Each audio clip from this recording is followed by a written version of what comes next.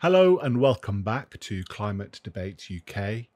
In this video, I'm going to be talking about the role of funding in climate politics. And by funding, I mean, of course, the movement of funds from special interests, typically large energy companies, to civil society organizations, which, according to green claims, often distorts the debate, the public debate about climate change, with what they call misinformation and disinformation.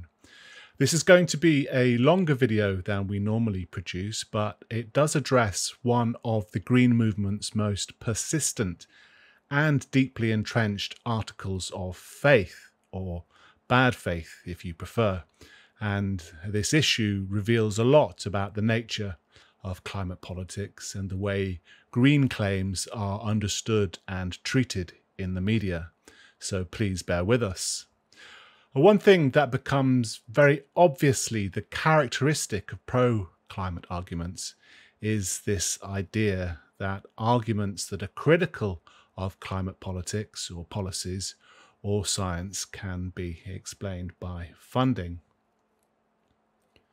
The idea driving a lot of green comment, then, is that big oil has funded resistance to climate policy, and that's why it fails. Seemingly respectable organisations like The Guardian and the Institute for Strategic Dialogue are very well-funded organisations themselves and very influential in politics, have long been making claims that there is a conspiracy that important political processes are being undermined by nefarious forces. And this idea is pretty powerful. It drives commentary from influential people, scientists, and mainstream media narratives. On the left, there is an article by Professor Mark Maslin of UCL, who's often in the media, and he claims in that article that $200 million a year can be attributed to funding from oil interests, fossil fuel interests, towards organizations that may cast doubt on climate policy. And on the right, there are some recent tweets from Professor Nick Cowan, who is perhaps somewhat new to the climate debate, but has caused quite a stir with these quite paranoid and very angry opinions. And he's quite sure that a conspiracy exists, and he thinks he can explain disagreements with journalists and with regular people on Twitter as the result of news media organizations being paid by oil companies to fight what he calls a dirty war against humanity. And these are very strong words. And at face value, this is a compelling David and Goliath story. It's very easy to understand, and it speaks to competing interests. It's a very linear story of good versus evil. If green policy aims to limit fossil fuel use, then perhaps fossil fuel interests will lose profits, and that's why they seek to defend it. And of course, this has been for a long time the center of the story offered by the likes of science historian Naomi Oreskes in her Merchants of Doubt hypothesis.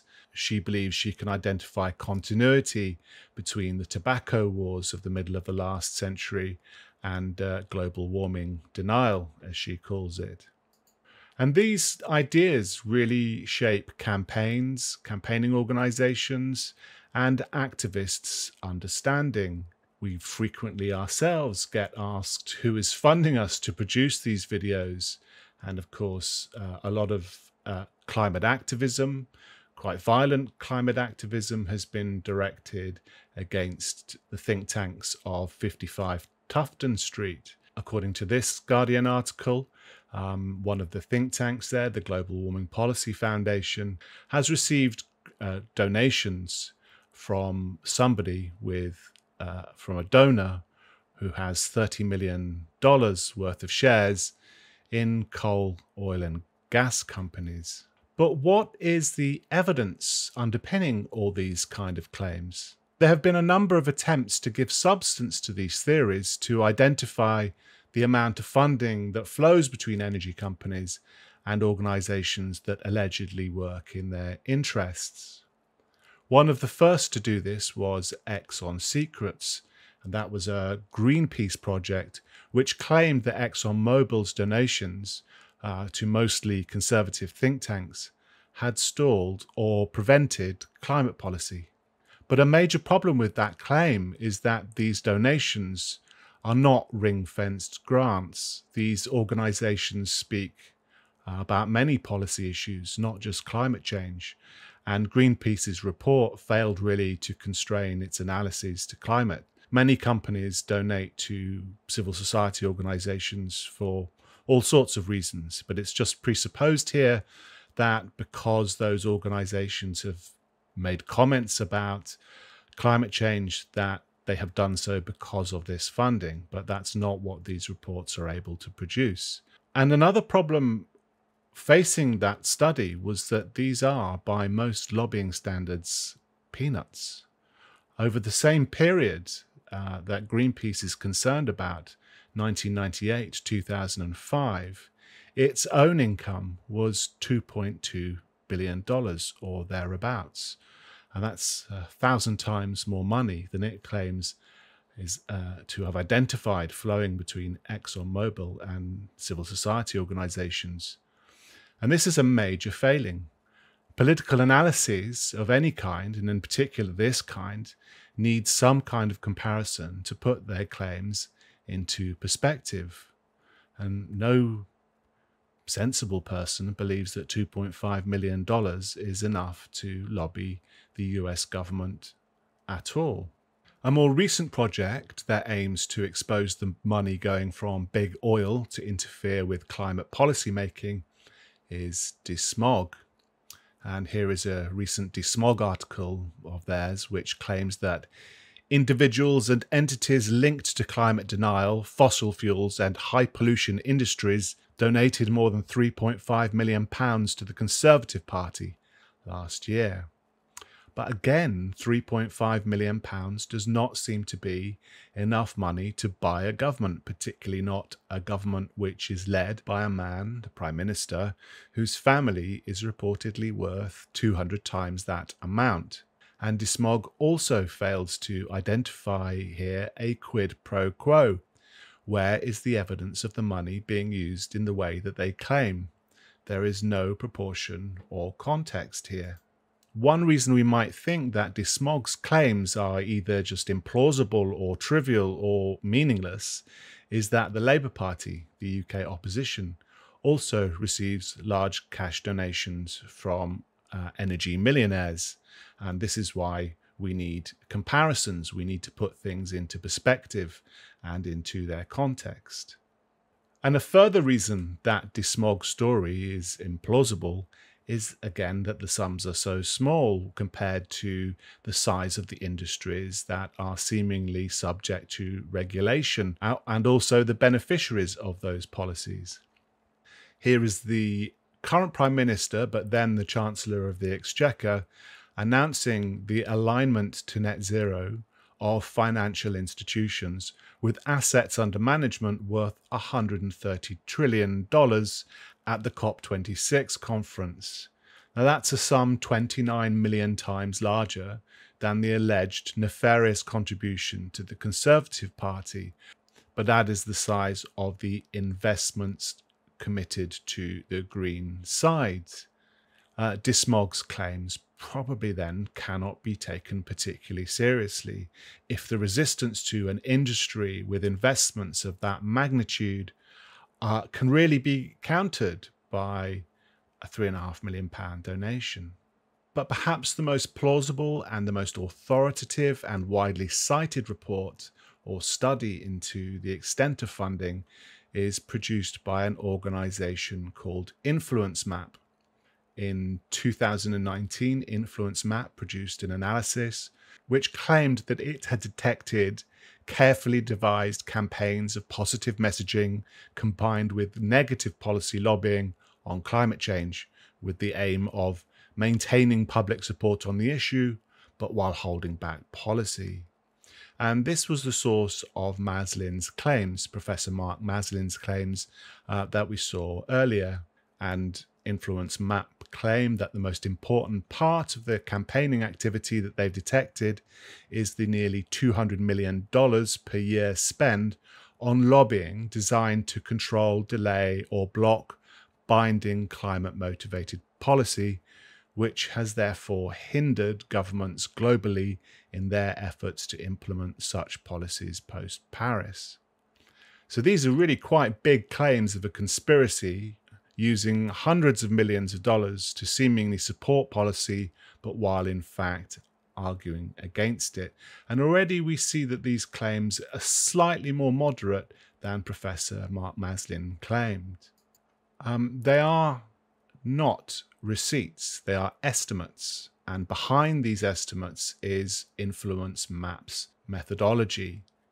And so what they are counting may be just companies or organizations commenting on policy, or maybe just interactions with politicians, and it may be just a series of adverts that these organizations or companies had put out. And then in stage 2 of the methodology, Influence Map is just simply estimating the amount of spending that these organizations have committed. And this is just simply guesswork. It may be educated guesswork, but they're not finding receipts. And stage 3 means estimating the relevance that that spending has to climate policy. And again, this is just more guesswork. And then finally, they add up the totals that they have estimated. But this is problematic because this is just guesswork, not based on receipts, not based on first-hand evidence of money being exchanged with other organizations or parties for a particular political purpose or quid pro quo. With no proof of amounts, no quid pro quo, none of these things show any anti-climate policy activity at all. And the report's estimates even include in their sums pro-climate policy interventions. The report is therefore based on pseudometrics that only give an impression of methodology and research. They find nothing tangible equivalent to denial to support their claims, and they have nothing to support the claims made by the likes of Mark Maslin, who said, based on that research, that the fossil fuel industry has spent the last 30 years sowing doubt about the reality of climate change, where no doubt exists. There's simply no evidence for Mark Maslin's claims. This kind of research is performative and it's misleading, and it isn't what those who use it to claim that there is funding for denial say that it is. It's saying something completely different. But the big thing missing from reports like this and studies like this is comparison. Is $200 million a year a lot of money? It certainly sounds like it probably is, but how does it compare to what green companies and green lobbying organizations spend each year? If reports such as Influence Maps cannot put its own claims into context to give a sense of proportion and perspective, then they are probably meaningless. Just as we saw with the Smog's claims about Conservative Party funding, it makes an issue out of only one party's relationship or one side's relationship with one alleged special interest, but not the other party's funding and not the other interests. And that is what we call bias. Like DeSmog and Exxon Secrets, Influence Map is a political campaigning organization that makes very particular arguments for radical policy agendas, which suits particular interests. And Influence Map has to pay for its operations, its staff, and so on, the same as any other. And it has funders. Here are the organizations that Influence Map admits to being funded by. And here are the amounts that each of those funding organizations provide to not just Influence Map, but to a constellation of green organisations operating throughout the world. And the four most generous of those organisations were the European Climate Foundation, which provides £102 million a year in 2021 to green organisations, the Quadrature Climate Foundation, which made grants of $130 million, the IKEA Foundation, which provided green organisations with $334 million, and the Climate Works Foundation, which made grants of $478 million in that year. And in total, all of InfluenceMap's funders spent in just 1 year $1.2 billion on green organizations. That's 6 times larger than what InfluenceMap found from the world's 5 largest oil companies. And that's only the philanthropic organizations that InfluenceMap admits to having a direct relationship with. There are quite a few other funding sources, but we don't need a complete survey of climate philanthropy here. We just need to point out that whereas InfluenceMap finds $200 million a year going into what it claims is resistance to climate policy, we can find very easily 6 times that amount working in the opposite direction. And rather than having to estimate those organizations' contributions to climate policy making and public debate, we can count all of that 1.2 billion as going on climate lobbying and political campaigning. As we have shown in other videos here at Climate Debate, Climate Works and its European branch, the European Climate Foundation, have been extremely successful in lobbying for and establishing EU and UK policy, and have in fact literally been invited to draft it. In the 2010 Climate Works Foundation annual report, it describes quite candidly the process of Climate Works senior staff being invited into the office of European commissioners and asked to design policy. And the same is true of UK policy making. The UK's Climate Change Act was established after intense lobbying effort from Climate Works and ECF funded organisation like Friends of the Earth and others. And here we see Baroness Bryony Worthington explaining how she was asked to draft the Climate Change Bill, the legislation which ultimately became net zero. So through activist organisations, campaigning organisations, philanthropic funds have enjoyed extremely close relationships with policymakers in the UK and in the European Union. And that surely raises questions about the rightfulness of these relationships.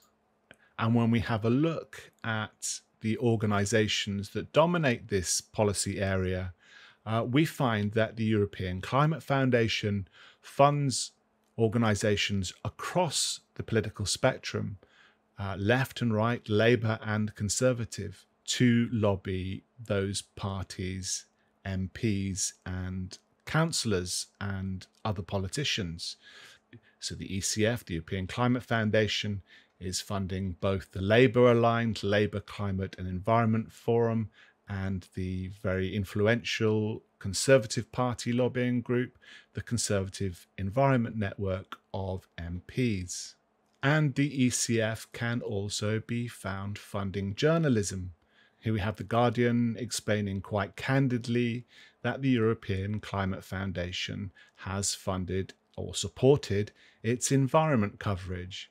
Now, if that was an oil company apparently supporting journalism or fake journalism in another publication, The Guardian would have run many articles with extremely shrill headlines saying that there was something wrong with that. But apparently it's not a problem when The Guardian do it, when special interests support their coverage of a certain issue, that's just journalism.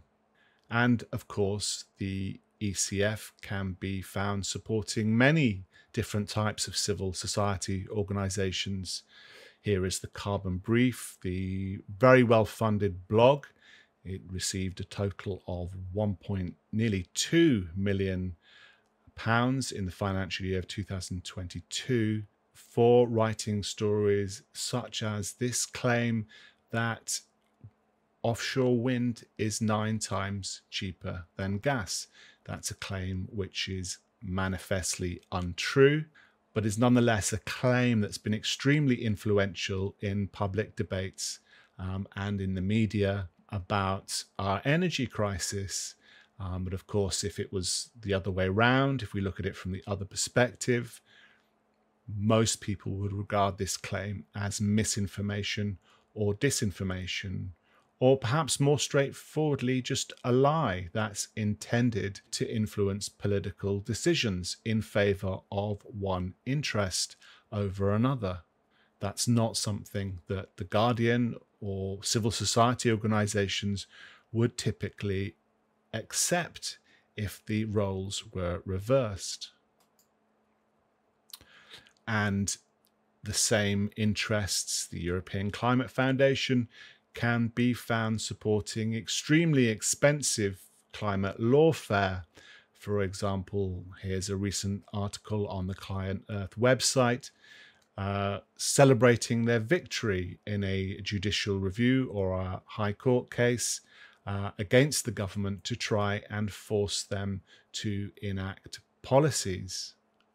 And the ECF can even be found funding fake climate science. Here is a biography of climate scientist Friederike Otto, who is one of the researchers behind a methodology called attribution, which is the method which claims to be able to tell how much more likely an extreme weather event was made by anthropogenic climate change. And what this article reveals is that her work is particularly aimed at lawsuits and political arguments, and in fact states quite clearly that it has limited value to academic science and research. Her university is not particularly interested in that aspect of her work.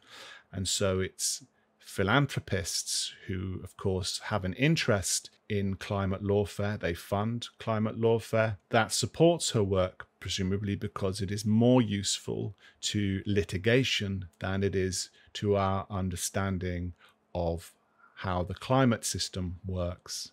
And here is a snapshot of a number of the organizations that the ECF admits to funding. One of these is UK 100, and UK 100 is one of the leading organizations that aims to persuade local authorities, local governments, to adopt low traffic neighborhoods and clean air zones as a climate change proxy issue. So we can see these organizations have influence across politics and political culture, and having very tangible effects in the media and in policy without what I would argue is due democratic process. And it seems that Greens really are not very good at keeping to the rules that they set for others. It's possible that some climate activist might answer that we can know what I've said because the Green side is transparent, whereas the other side is opaque. But that may not be true. The side Green organizations intend to expose, that may not exist at all. We have not seen any evidence of a big oil-funded conspiracy, and that might be why organizations like InfluenceMap have to create a methodology to produce it. They can't actually find it, so they invent a method which just conjures it out of almost nothing. But more importantly, the European Climate Foundation and many of the other organizations do not reveal who their donors are, nor who they give their money to. After one of their directors tweeted this article in 2018, I contacted them, I rang them up, and I asked them to explain who gives them their money and to which organizations they give it. But they refused. They said they did not have to publish that information and they weren't going to. But unfortunately for them, one of their auditor's report was leaked or left on the internet. And it turns out they even keep details about who donates to them a secret from their own staff. This auditor's report from 2021 shows that in 2020, the European Climate Foundation received more than 36 million euros in anonymous donations in just that 1 year. The previous year it being closer to 9 million euros. And this is what the likes of the Guardian journalists would have called dark money if the funding arrangements were reversed. But since they are aligned, Guardian journalists seem completely blind to this problem. Another reply that climate campaigners might have is that there are no interests aligned behind or served by green campaigning organizations. But that's not true either. The green claim lies in a very linear understanding of interests and how they are served. A company that produces fossil fuels, for example, stands to lose if policy threatens to close down their business, of course, according to them. So they believe that the only reason for rejecting climate policies is to defend those interests. But that's false. Energy from hydrocarbons is much cheaper to obtain and is more reliable and useful than power from weather-dependent renewable sources. These charts show GDP, life expectancy, and air pollution deaths and CO2 emissions in Mongolia. Many Mongolians are using coal, not just for power, but also to heat their homes. And what these charts show is that it may be, despite green claims, that people in emerging economies are better served by coal than by wind power. It's not just fossil fuel companies that have an interest in abundant, reliable, and cheap energy. And this changes the dynamics of the story told by the likes of The Guardian and green organizations like Influence Map and scientists like Mark Maslin and Nick Cowan, that fossil fuel companies are waging war against humanity. The picture is very much more complicated than that, and it's arguable that the green agenda itself is hostile to the world's poorest people, particularly as they emerge from poverty and their economies begin to develop. In global terms, you really have to be quite wealthy before you can hate coal. To others, particularly people in places like Mongolia, coal and other fossil fuels may be a lifesaver and even a life maker. Wealthy Western Greens have real difficulty understanding that perspective.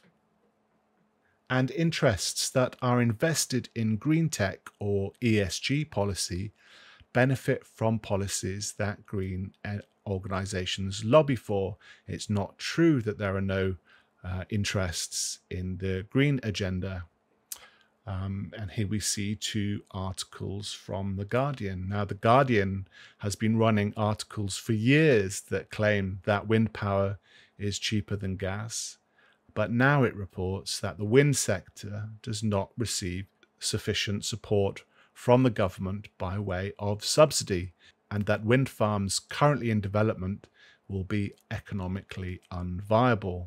The problem is that wind power developers have reneged on their commitments to provide power to the grid under the contracts for difference mechanism, and those are the prices that have driven the Guardian's headlines in the past. And now that sector is demanding more subsidies from the consumer.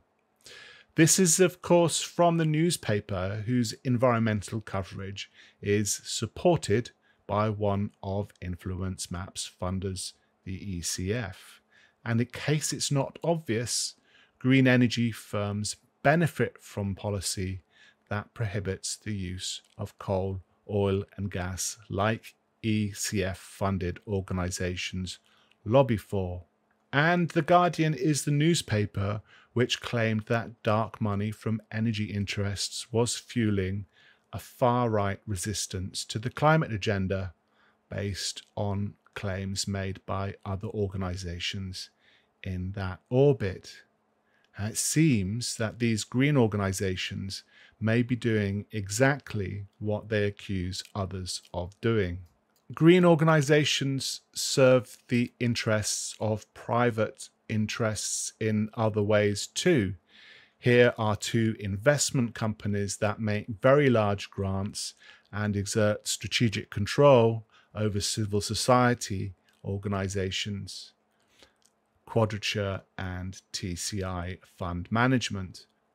Quadrature, which as we saw earlier, makes grants of $130 million per year to climate organisations, and TCI, which is one of the largest donors to the European Climate Foundation, makes in excess of $200 million worth of grants per year to the same kind of organisations, including ECF. Christopher Hone, TCI's founder, has built an investment strategy based around shareholder activism by funding organisations that lobby for divestment and for ESG policies. TCI and its philanthropic arm, the CIFF, Children's Investment Fund Foundation, is able to inflate the value of shares that they hold. And perhaps more importantly, such shareholder activism is used to drive investors towards ESG compliance and to put more money into his hedge fund. Virtue signaling has become a commodity for boutique investment firms, the same as oil is to Exxon. And the ESG agenda itself is political. Stakeholder capitalism, as it has become known, dilutes democratic control of policy making, and it pushes the voter and the public out of politics.